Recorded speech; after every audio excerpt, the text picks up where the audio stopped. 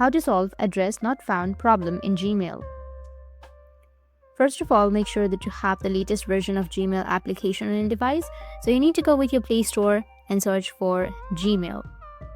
After searching, if you have any updates on your Gmail, you need to go and update it. Now, once you've done, you need to go back and launch your settings application.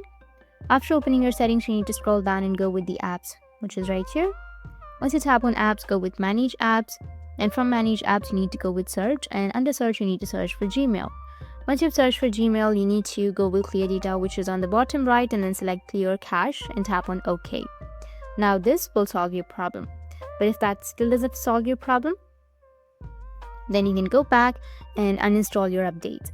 Here on the bottom, you will have uninstall updates option. So you just need simply go and uninstall your updates, and after uninstalling, you can restart your device and it will fix your problem. That's it, and if you have any questions, feel free to comment below. Thanks for watching.